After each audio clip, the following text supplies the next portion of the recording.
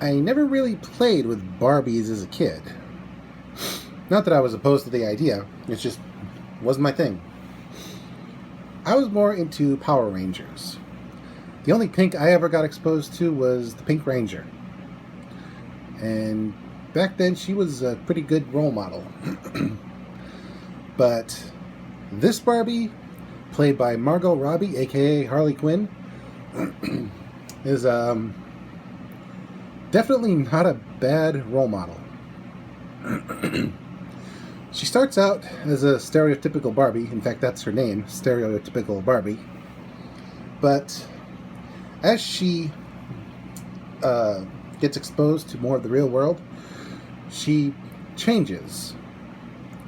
She sort of develops a soul and has wants other than what she started out with. Her significant other, Ken, played by Ryan Gosling, aka Young Hercules, he was good. He started out pretty much as a simp. Go ahead and look that up if you don't know what a simp is. But as the movie progresses, let's just say he changes too after exposure to the real world. And while not all of it is good, he does have a decent character arc. I mean, this film is nuts. A character arc for Barbie, heart and soul for Bobby. This is where my mouth stops working. A heart and soul for Barbie, and a character arc for Ken. This film was, shall we say, interesting.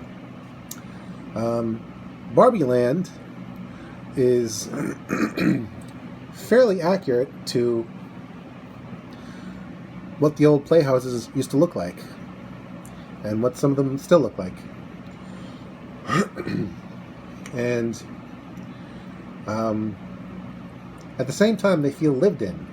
Like, those sets looked structurally sound. Then when Barbie crosses over into the real world, which is a trip and a half,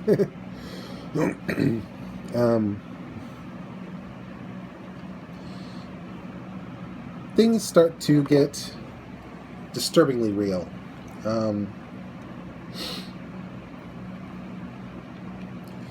Barbie meets an old fan named America Ferrera, who played her character beautifully. She's a single mom with an angsty teen daughter who really has no time for her. And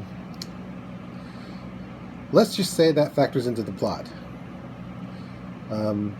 Will Ferrell is in there too, as a CEO of Mattel. And he's just Will Ferrell, acting like Will Ferrell. There are multiple Barbies and multiple Kens, all of which are unique and have their own quirks, and they're all fairly entertaining. Especially Kate McKinnon, who plays this one type of Barbie that many kids would have in their collection. And honestly, she was my favorite, apart from Robbie herself.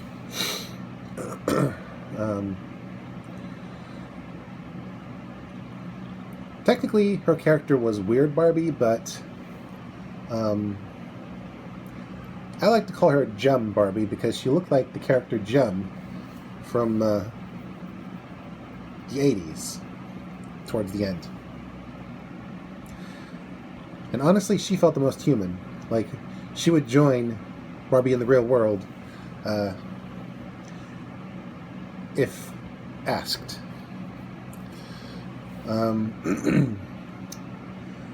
The tone of the film is pretty wibbly wobbly.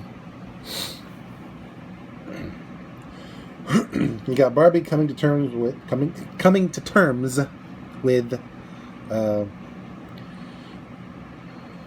what the person who plays with her in the real world is thinking.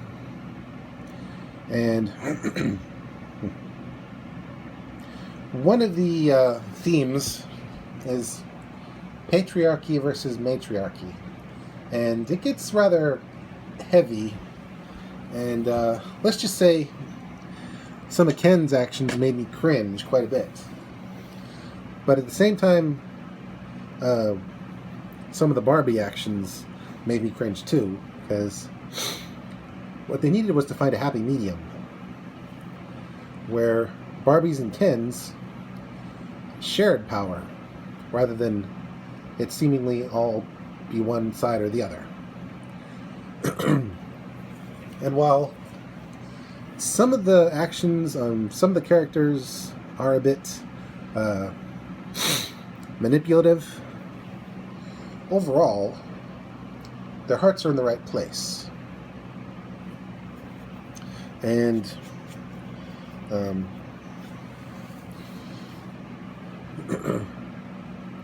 eventually they get there.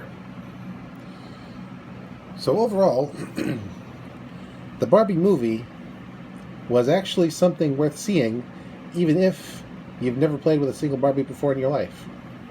Because the in-jokes and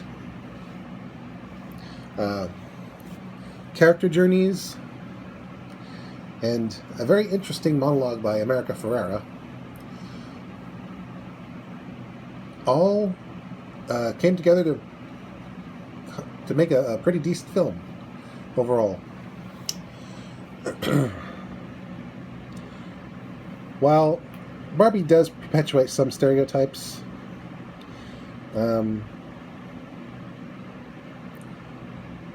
she's not incapable of change.